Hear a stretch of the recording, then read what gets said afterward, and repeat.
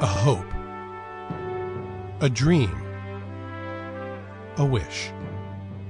These can be found inside each and every one of us. To selflessly give of ourselves, to help another achieve their wish, their aspirations, to serve others. These are the principles that make us a great people.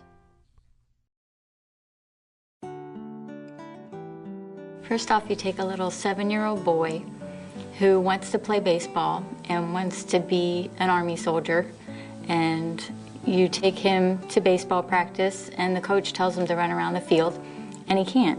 He doesn't have the strength, and you're sitting there with the other mom saying, do you think there's something wrong? He's not normal. Why is he not being able to run around the field like the other boys? And I'm like, well, I wasn't getting it, you know, because you're just not expecting your child to be really sick. You still think, you know, nothing like that's ever going to happen to me.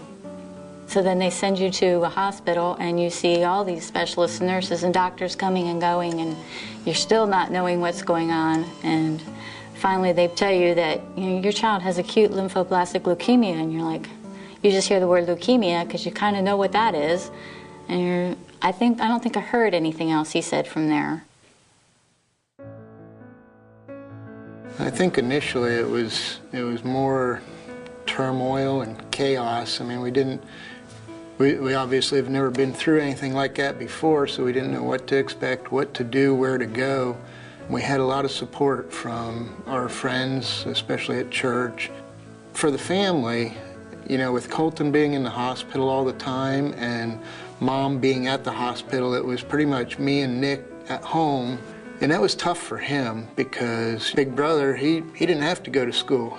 He didn't see it from, you know, the perspective of Colton's fighting for his life versus not going to school. You know, in a kid's eyes, he's just skipping out on his classwork. It's totally different. You're no longer going to baseball practice. You're no longer taking your kids to school and going out to dinner on the weekends or hitting a movie. Now you're learning who the nurses and the doctors are in the hospitals. They become your best friends because you don't have time for your best friends anymore. There was one time where we stayed in the hospital for over a month because of the chemo that I had to get. It was so strong that I kept getting sick. The doses would be too much, and they'd have to lower the doses, and his body would, you know, go too low, and then they'd have to build him back up again so they could take him back down again. It was definitely a roller coaster. All through his treatment, he went through it like a little trooper. He had his ups and his downs. I kind of hoped that I would get out of the hospital soon so I could go home and play with my dogs and have fun with my family again. I work in the engineering department, so I am a fixer. And there's not a lot of things that I can't fix. And when we sat in that room with all the doctors and everything, and he gave us that diagnosis,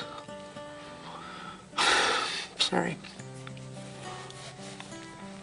You know, that's something I couldn't fix. It was tough. It was really tough. Sorry. It was a long, long road, but MakeAWish was there for us. Colton has always had a fascination with the military. To be a part of something bigger than himself. MakeAWish was there to serve him. The next thing I knew, our trip to Medill had turned into, you know, are you okay with flying? Because we want to send you to Virginia where the Navy SEALs are. And it was going to be the day in the life of a Navy SEAL, which ended up being a 2-day trip because I couldn't fit it all in, all the stuff that Colton wanted to do. I would write down every day how many more days I had to wait. You know, he became a little man, kind of, and when it came time for that trip, he was that Navy SEAL. He was ready to go. It was cool, having a bunch of guys playing with you on their equipment and their toys. It was a lot of fun. When we got up there and got to the SEAL base, I mean, that kid never stopped smiling. And you can see that in the pictures. It was just the time of his life. For all those years of sitting in the hospital, now we were finally a family again. Just the joy that other people have helped us get there.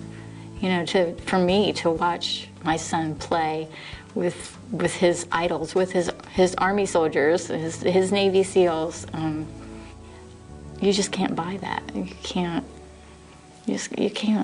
buy it.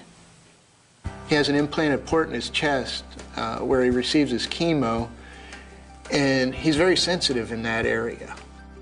When they pinned him with his Navy SEAL Trident, and that Commodore slaps that patch on his chest, and doesn't just slap it on there, pats him like 3 or 4 times.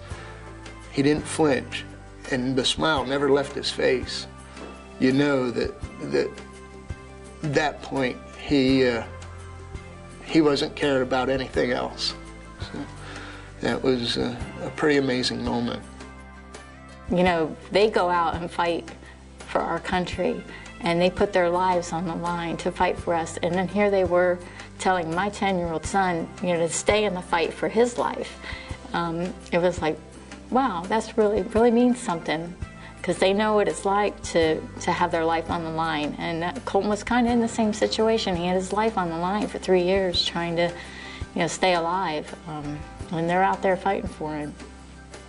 They help defend our country so we can be free and do this stuff. I said, Colton, what did you like about your trip? He's like, well, it was the bestest day of my life, and I wish I could relive it over and over again. And I said, well, what about all the other things you've done? And he's like, no, that's the day. If I could relive any day in my life, I would relive the day that I spent with the SEALs. Without the support of the people that do donate money to MakeAWish and volunteer their time and energy, most of those people will never really see the end result or know what happens with the families that are touched by this. And to say thank you is really not enough. I speak for all Navy SEALs when I say it was truly a pleasure to host Colton and his family. To see him struggling with this sickness, it is hard. But he was very brave, enthusiastic, and full of life. He touched each of our hearts in a way that only a child can. I believe we gained more from Colton than he did from us. With deepest respect, Captain Colin J. Killoran.